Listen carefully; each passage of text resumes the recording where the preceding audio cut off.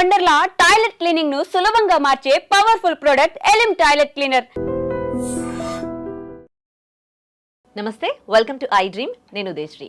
Present మనతో ఉన్నారు women social activist Krishnakumari గారు. మాట్లాడదాం. నమస్తే అండి, వెల్కమ్ టు అవర్ స్టూడియో. ఇవాళ మనం మాట్లాడుకునే టాపిక్ ఏంటంటే, సుష్మా ఆమె సాఫ్ట్వేర్ ఎంప్లాయ్, 1 lakh వరకు సంపాదిస్తుంది. తను ఎంతో కష్టపడి పేరెంట్స్ ఆ స్టేజ్కి తెచ్చి ఉంటారు, తను కూడా ఎంతో కష్టపడి ఆ స్టేజ్కి వచ్చి ఉంటుంది. అదన్నీ మర్చిపోయి జస్ట్ భర్తతో గొడవపడి వెళ్ళి దుర్గం చెరువులో దూకేసి సూసైడ్ చేసుకుంది. అసలు ఇదంతా మర్చిపోయి ఒక క్షణికావేశంలో ఆమె సూసైడ్ చేసుకోవడం, ఆమె మైండ్ సెట్ని మీరు ఏ విధంగా చెప్తారు? ఆ మైండ్ సెట్ గురించి మాట్లాడేదానికంటే ముందు మనము అసలు ఈ కట్నం అడుగుతున్న వాళ్ళ మైండ్ సెట్ ఏంటి ఆలోచించాలి. ఇక్కడ అసలు ఫస్ట్ రిపేర్ కావాల్సింది ఇక్కడ. సరే, ఇక్కడ రిపేర్ కాలేదనుకోండి, వీళ్ళు వెదవలే అనుకోండి, వీళ్ళకి బుద్ధి లేదనే అనుకోండి, ఇంకా ఈ రోజుల్లో నువ్వు సంపాదించుకుంటున్నావు, ఆ అమ్మాయి సంపాదిస్తుంది, అత్తమామ పెట్టాల్సిన దాని గురించి ఆలోచిస్తున్నావు అంటే నువ్వెంత వ్యక్తిత్వం లేనివాడివి, నువ్వు ఒక వెన్నెముక లేనివాడివి అయి ఉండాలి. లేదు, నువ్వు అడగాలని అనుకోకపోయినా మీ అమ్మో మీ నాన్నో ఎవరో చెప్తే అడిగాను అని కూడా చెప్పొచ్చు. వాళ్ళు అడగమంటే మటుకు వాళ్ళకి నువ్వు ఎక్స్ప్లెయిన్ చేసి వాళ్ళని ఒప్పించాల్సింది పోయి అసలు నువ్వు కట్నం గురించి గొడవ పెట్టుకోవాల్సిన అవసరం ఏమొచ్చింది? నా మొహం నీ మొహం నాకు చూపించకు అంటే డబ్బులు ఇస్తేనే మొహాలు చూస్తారా? అంటే వీళ్ళకి ఇప్పుడు డబ్బులు తీసుకుని ఒళ్ళమ్ముకునే ఆడవాళ్ళకి, ఒళ్ళమ్ముకునే మగవాళ్ళకి వీళ్ళకి తేడా ఏమని చెప్పండి. ఇవాళ మేల్ ప్రాస్టులు కూడా ఎక్కువయ్యారు కదా, నడుస్తుంది కదా అది కూడా. వాళ్ళు డబ్బులకే కదా చేస్తున్నారు. సొసైటీలో వాళ్ళంటే చాలా చిన్న చూపు ఉంది కదా. మరి ఇప్పుడు వాళ్ళకిన్నూ మీరు ఒక పెళ్లి కొడుకు హోదాలో డబ్బులు ఇస్తేనే నీ మొహం చూస్తాను, డబ్బులు ఇస్తేనే నీతో మాట్లాడతాను, డబ్బులు ఇస్తేనే నీతో కాపురం చేస్తాను అని ఒక బార్టర్ సిస్టమ్ లాగా నువ్వు మాట్లాడుతున్నావు, మార్కంలాగా మాట్లాడుతున్నావు అంటే అసలు నువ్వు చదువుకున్నోడివేనా? ఈ కాలం మనిషివేనా? అక్కడికి నీకు బుల్లెట్ బైక్ పెట్టారంట, బంగారం ఏదో తక్కువైంది, దాని గురించి నువ్వు పేచీలు పడుతున్నావు అంటే ఇక్కడ మనం సరే ఇతని మనోగతం ఇలా ఉంది, ఇతను ఒక వెనకబడిన మనిషి అనుకోండి, ఒక ఏమనాలి, ఒక ఆటవిక మనస్తత్వం ఉంది అనుకోండి. సరే, ఆ అమ్మాయి ఎలా ఆలోచించాలి వాళ్ళ? అదే కదా, అది కూడా ఇప్పుడు మనం ఆలోచించాల్సింది ఏంటంటే, ఇలాంటి వాళ్ళు ఇలా ఉంటే వీళ్ళు మారలేదు. సరే, ఇప్పుడు మార్పు అనేది ఆడవాళ్ళకి బాగా సాధ్యమైన పని. నన్ను అడిగితే ఒకప్పుడు వంటింట్లో ఉండేవాళ్ళం, అదే కదా, అసలు మీకు చదువు అక్కర్లేదు అంటే కోట్లాడి చదువుకున్న వాళ్ళం, ఉద్యోగం అక్కర్లేదు అంటే ఉద్యోగం చేస్తున్న వాళ్ళం. ఇప్పుడు ఇంకా చాలా చాలా మార్పులు వచ్చినాయి. కానీ మనము ఎందుకు ఈ వచ్చిన మార్పులన్నిటినీ మనం ఒక ఉద్రేక మనస్తత్వంలోనూ లేకపోతే ఒక ఓడిపోయాము అనే ఒక భావనలో నుంచో, అంటే నేను అనుకున్నట్లుగా జీవితం లేదు అనే ఒక బాధలోనో మీరు ఇలాంటి నిర్ణయాలు తీసుకునే కన్నా, ఒక రకంగా మీరు ఇలాంటి వాళ్ళకి బుద్ధి చెప్పటం కోసం మీరు చేయాల్సింది ఏంటి అంటే, అసలు ముందుగా తల్లిదండ్రి కుదిర్చారు, గుడ్డిగా పెళ్లి చేసుకోవడం లాగా కాకుండా ప్రతి ఆడపిల్ల ఈరోజు అడగాల్సింది ఏంటి అంటే, నాకు ప్రీ మ్యారిటల్ కౌన్సిలింగ్ కావాలి. నేను పెళ్ళికి ముందు అతనికి నేను అతనికి అర్థం కావాలి అంటే, ఇప్పుడు ఇవాళ ఉన్న సొసైటీలో మన కండిషన్స్లో డేటింగ్ ఒప్పుకోరు. డేటింగ్ అంటే అదే కదా ఒక రకంగా. డేటింగ్ అంటే కొంచెం సుదీర్ఘకాలం కొనసాగుతుంది. ఈ కౌన్సిలింగ్ అంటే ఏంటి అంటే, ఎవరో తెలియని వ్యక్తి ముందు కూర్చుంటాం మనం వెళ్ళి, ఒక క్వాలిఫైడ్ పర్సన్ ముందు. నా మనోగతం ఏంటో నేను చెప్తాను, మీ మనోగతం ఏంటో మీరు చెప్తారు. చెప్పిన తర్వాత ఈ ఇద్దరికి అసలు మ్యాచ్ అవుతుందో లేదో చెప్తారు వాళ్ళు. అసలు కంపాటబిలిటీ ఏంటి అనేది చెప్తారు. ఇప్పుడు జీవితం గురించి మీరు ఒకలా అనుకుంటున్నారు, నేను ఒకలా అనుకుంటున్నాను. ఇది ఉత్తర దక్షిణ ధ్రువంలా ఉందనుకోండి. ఇది ఒక రకమైన ఇవాళ అభివృద్ధి చెందిన సైంటిఫిక్ జ్యోతిషం అనుకోండి. పోనీ జ్యోతిషాల్లో ఇదే కదా చెప్తారు. ఏంటి, పాము ముంగీస వచ్చింది, ఆ పిల్లి ఎలుక వచ్చింది అంటే జాతకాల్లో వీళ్ళ రాసులను బట్టి చెప్తారు కదా. అవన్నీ పక్కన పెట్టండి, అవి కూడా నమ్మేవాళ్ళు నమ్ముతున్నారు, నమ్మండి. ఇవాళ చాలా జాతకాలు చూసిన పెళ్ళిళ్ళు కూడా ఫెయిల్ అవుతున్నాయి, అది వేరే విషయం. కానీ ఈ ప్రీ మ్యారిట్ ఇవాళ మనం చదువుకున్నాము, మంచి మంచి సంస్థల్లో ఉద్యోగాలు చేస్తున్నాము, నెలకు ₹1,00,000 ఉద్యోగం అంటే అదేం చిన్న విషయం కాదు. అలాంటప్పుడు ప్రీ మ్యారిటల్ కౌన్సిలింగ్ కి డిమాండ్ చేయండి, ఆడపిల్లలు డిమాండ్ చేయండి. పోనీ ఓకే, మీరు ప్రీ మ్యారిటల్ కౌన్సిలింగ్ అంటున్నారు కదా, మరి అట్లా అంటే ప్రేమించి పెళ్లి చేసుకుంటారు, ఒకరితో ఒకరు అంటే లివింగ్ టుగెదర్ ఉంటారు, కొన్ని ఇయర్స్ వాళ్ళు ఒకరి గురించి ఒకరికి కంప్లీట్ గా తెలుసు. అలాంటి వాళ్ళు కూడా పెళ్లి చేసుకున్నాక వాళ్ళ మధ్యలో గొడవలు కావడం, మాట అడిగారు, సూసైడ్లు చేసుకోవడమే జరుగుతాయి కదా. మీరు అడిగింది 100% కరెక్ట్. కానీ ఈ ఒక సైకాలజిస్ట్ దగ్గర కూర్చొని మాట్లాడితే ఏమవుతుంది అంటే, నేను నా మనస్తత్వాన్ని దాచాలన్నా నేను దాయలేను. ఓకే, ఒక 4 రకాల టెస్టులు ఉంటాయి అక్కడ. ఈ 4 రకాల టెస్టుల్లో క్వశ్చనీర్స్ ఉంటాయి. అవి నేను ఫిల్ చేసి ఇచ్చిన దాన్ని బట్టి, నేను చెప్పిన సమాధానాలను బట్టి నాకు కొన్ని బొమ్మలు చూపిస్తారు. బొమ్మలు చూపించి ఈ బొమ్మలో మీకు ఏం కనిపిస్తుంది అని అడుగుతారు. ఏ ఇద్దరు మనుషులు ఒకటే చెప్పరు. ఆల్రెడీ ఇది ప్రీ మ్యారిటల్ కౌన్సిలింగ్ ఉంది, ఎక్కడెక్కడ? రోష్ని కౌన్సిలింగ్ సెంటర్ లో ఉంది. ఏ సైకాట్రీ హాస్పిటల్లోనైనా ప్రీ మ్యారిటల్ కౌన్సిలింగ్ సెంటర్స్ బోర్డులు ఉన్నాయి. ఇవాళ కాదండి, మీకు ఫోన్లు వచ్చేసినాయి, ఎక్కడ షాపింగ్ చేస్తారో మీకు నియర్ బై ఎక్కడ ఏమున్నాయో తెలుసు. పలానా స్టోర్ ఎక్కడుందో అంటే కిలోమీటర్లతో సహా, ట్రాఫిక్ ఎక్కువ ఉంటే ఎంతసేపు పడుతుంది, ట్రాఫిక్ లేకపోతే ఎంతసేపు పడుతుంది తెలుసుకోగలుగుతారు. ఇప్పుడు ఫేస్లో చేంజెస్ వచ్చినాయి అంటే బ్యూటీ కోసం అని చెప్పి ఫిల్లర్స్ వేయించుకోవాలా, లేకపోతే ఇంకోటి చెక్కించుకోవాలా, మెత్తించుకోవాలా, అన్నీ తెలుస్తున్నాయి మనకి. కానీ మన జీవితంలో ఏది తీసేయవలసింది, ఏది నేర్చుకోవలసింది అనేది తెలుసుకోకపోతే ఎట్లా? ఇందాక మీరు అన్నారు అంటే మైండ్ సెట్, ఒకప్పుడు ఆడవాళ్ళు ఇంట్లోంచి బయటకు వచ్చేవాళ్ళు కాదు, ఇంట్లో హౌస్ వైఫ్గా ఉండేవాళ్ళు.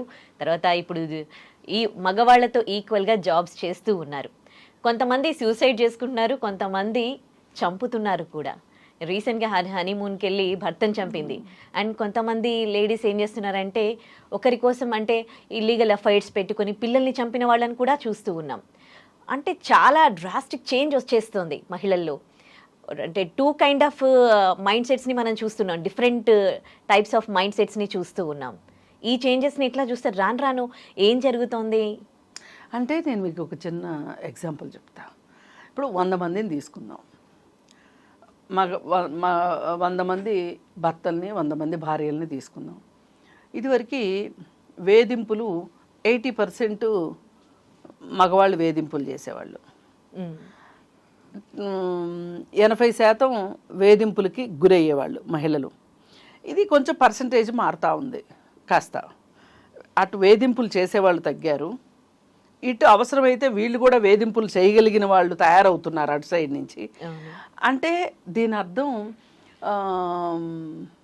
మా హక్కుగా, ఇది మగవాడి జన్మ హక్కు అన్నట్లుగా ఆడవాళ్ళతో వ్యవహరించే మగవాళ్ళు ఉన్నారు. నువ్వు ఇలా వ్యవహరిస్తే కుదరదు అని చెప్పగలిగే ధైర్యం ఉన్న ఆడవాళ్ళు ఉన్నారు. ఇలా అంటే ఈ పర్సంటేజెస్లో చేంజెస్ వస్తున్నాయి. ఒకప్పుడు భార్యల్ని కిరోసిన్ పోసో, లేకపోతే గ్యాస్ ఇప్పో, లేకపోతే ఇంకోటో చంపేసి ఉరేసో ఏదో ఒకటి ఎక్కువ మంది ఆడవాళ్ళు చనిపోతుండేవాళ్ళు. ఇప్పుడు అక్కడొకళ్ళు మగవాళ్ళు చచ్చిపోతున్నారు ఆడవాళ్ళ చేతిలో. అయినంత మాత్రాన ఈ మగవాళ్ళు చేసినన్ని ఆడవాళ్ళు చేస్తున్నారు అని అనుకోవడం చాలా పొరపాటు.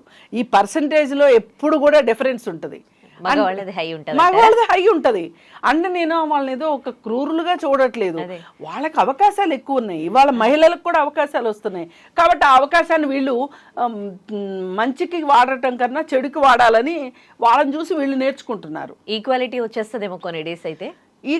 ఇప్పుడు అంత ఈక్వాలిటీయే వచ్చింది అనుకోండి, నాశనం అయ్యేది ఎవరు?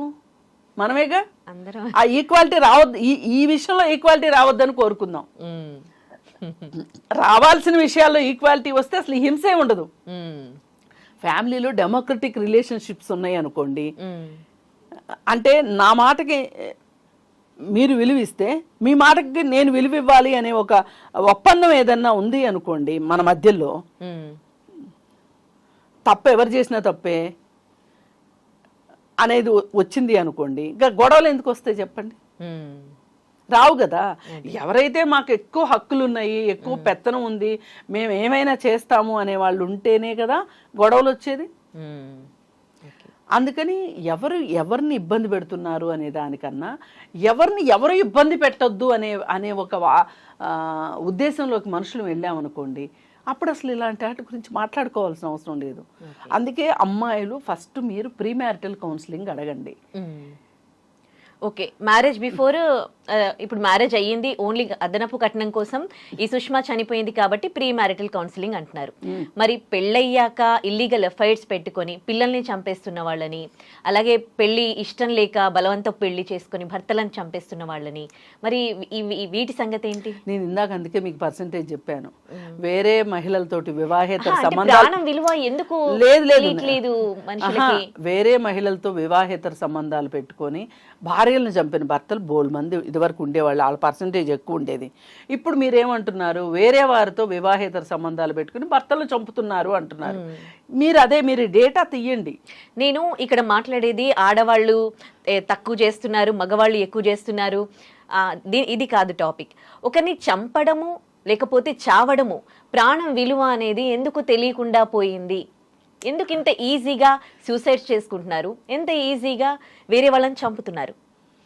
ఇలాంటి కల్చర్ ఎందుకు వచ్చింది, ఎక్కడి నుంచి వచ్చింది? ఇప్పుడు మనం ఆలోచిస్తే మన స్థాయి పెరుగుతున్న కొద్దీ, అంటే చదువు స్థాయి కావచ్చు, ఉద్యోగం స్థాయి కావచ్చు, ఆర్థిక పరమైన స్థాయి కావచ్చు, పెరుగుతున్న కొద్దీ మనకి ఎక్స్పెక్టేషన్స్ కూడా పెరిగిపోతున్నాయి.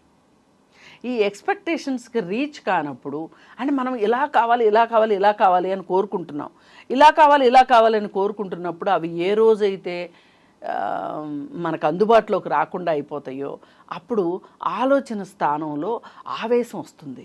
ముందు ఎవరైతే ఆలోచిస్తారో ఆవేశపడకుండా వాళ్ళు సమస్యల్ని ధీటుగా ఎదుర్కోగలుగుతారు, సరి అయిన ఫలితాలను పొందగలుగుతారు. అందుకే మనకు కావాల్సింది ఏంటి అంటే ఆవేశం కాదు, ఆలోచన. మీరు ఎంత ఎక్కువ జీవితం గురించి ఎక్స్పెక్ట్ చేస్తే మీకు అది మీ ఎక్స్పెక్టేషన్ రీచ్ కానప్పుడు మీకు అంత ఆవేశం వచ్చేస్తుంది, అంత బాధ వచ్చేస్తుంది. ఇది కాదు పరిష్కారం. ఒక్కటే, లైఫ్ అన్న తర్వాత కష్టాలు ఉంటాయి, లైఫ్ అన్న తర్వాత సమస్యలు వస్తాయి, లైఫ్ అన్న తర్వాత రకరకాల మనుషులు మన జీవితంలోకి వస్తారు, వచ్చిన వాళ్ళు వెళ్ళిపోతూ ఉంటారు. మనం చేసిన అన్ని పనులు సక్రమంగా సరి అయిన ఫలితాలు ఇవ్వవు. సరిగా పిల్లలు పుడతారనే గ్యారెంటీ, అసలు పిల్లలు పుడతారో లేదో అనే పరిస్థితిలో ఇవాళ సమాజం ఉంది. పుట్టిన పిల్లలు ఏ ఆటిజంతోనో ఆర్టిస్టిక్ చిల్డ్రన్గా పుట్టే అవకాశాలు ఎక్కువ కనిపిస్తున్నాయి ఇప్పుడు. ఈ పరిస్థితుల్లో ఈ ఆదుర్దాలకి వెళ్ళే కన్నా ఇది లైఫ్ని ఛాలెంజ్గా తీసుకోండి. ఇక్కడ నేను మాట్లాడిన టాపిక్స్ ఏంటంటే, 2 కేసెస్ గురించి నేను మీకు చెప్పాను కదా, వాళ్ళకి ఆప్షన్స్ ఉంది. వాళ్ళు ఒకవేళ నచ్చకపోతే డివోర్స్ తీసుకొని వెళ్ళిపోవచ్చు, లేదంటే పెళ్లికి ముందు చెప్తే బలవంతంగా చేశారేమో, తర్వాత పెళ్ళైనాక నాకు ఇష్టం లేదు నీతో లైఫ్ అని ఆ అమ్మాయి వెళ్ళిపోవచ్చు, డివోర్స్ అయినా తీసుకోవచ్చు.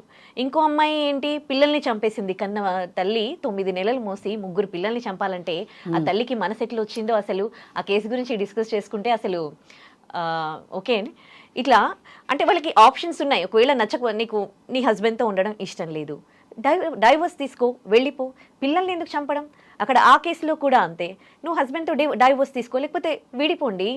ఎందుకు చంపడం అనేది ఎందుకు ఆప్షన్ అవుతుంది? ఇక్కడ చంపడమో చావడమో ఎందుకు ఆప్షన్ అవుతుంది అంటే నేను అదే చెప్తున్నా, వీళ్ళు చాలా ఎక్స్పెక్టేషన్స్ ఉంటున్నాయి లైఫ్ మీద.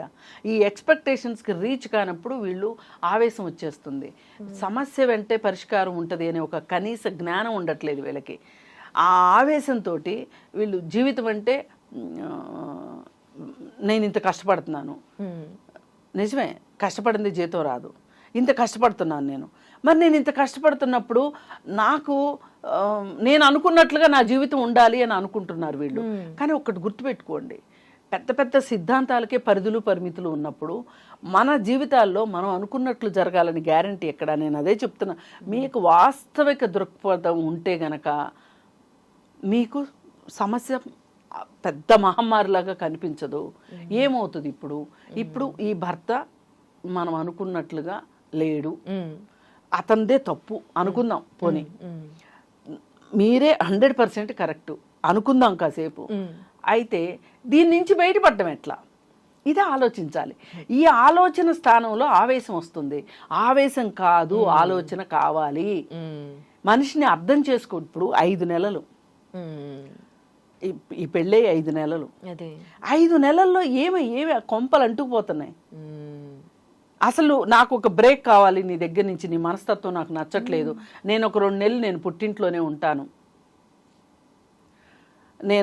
నేను రాను, నేను ఆఫీస్కి వెళ్తాను వస్తాను, నాకు ఒక 2 నెలలు బ్రేక్ కావాలి అని అడిగే ధైర్యం ఎందుకు చేయట్లేదు మీరు? ఇప్పుడు చావడానికి చాలా ధైర్యం కావాలండి, బతకడానికి అసలు ఎంత అంటే అసలు చావు అనేది ఎలా కోరుకుంటారు? ఇంకా మొత్తం ఆశలన్నీ అడియాసలైపోయి అసలు ఇంక ఏదే కనిపించదు కంటికి ముందు. ఇప్పుడు మన మీద మనకు చాలా ప్రేమ ఉంటుంది, మనకి ఏదైనా దెబ్బ తగిలితే ఏడుపు వస్తుంది, మనకి ఏదైనా బాధ కలిగితే ఏడుపు వస్తుంది, ఒకవేళ చచ్చిపోదాము అనుకుంటే ఏడుపు వస్తుంది, అవునా కాదా? మనం ఉండమేమో అంటే ఏడుపు వస్తుంది, మనకు కావాల్సిన వాళ్ళందరూ ఏం బాధపడతారో అని ఆలోచిస్తాం కాసేపు, అప్పుడు ఏడుపు వస్తుంది. అసలు ఏడుపే రాని ఒక నిరామయ స్థితికి వెళ్ళిన రోజునే మీరు చావటానికి సిద్ధం అవుతారు, మీ నుంచి మీరు దూరం అయిపోతారు.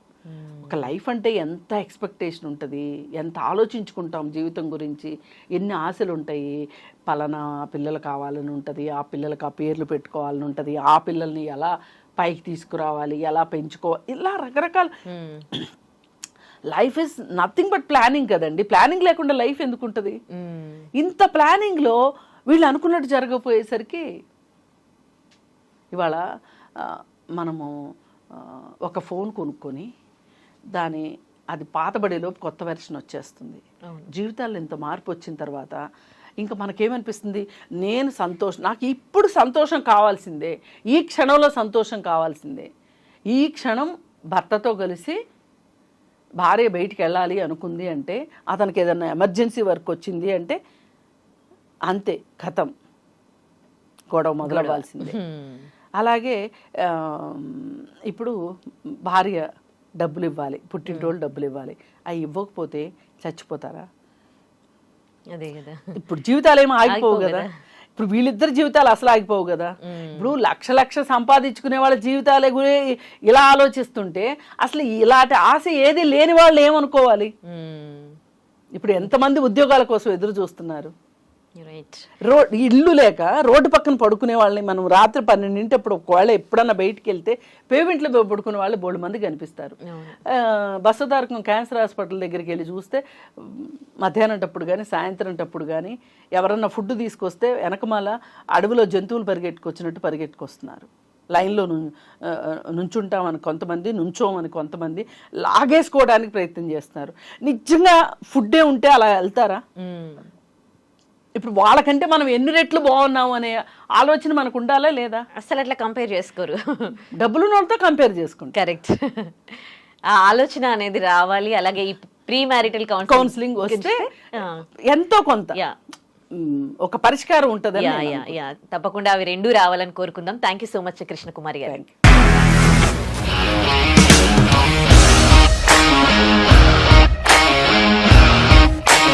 ఇండస్ట్రీలో కమిట్మెంట్ ఇష్యూస్ వస్తే నీకు కూడా వచ్చినట్టు? మార్నింగ్ తీసుకెళ్ళానంటే కొట్టి పడేస్తారు.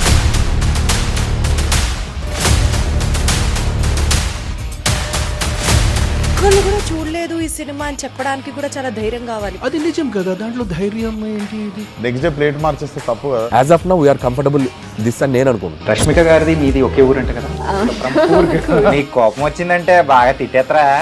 తిట్టేద్దామండి.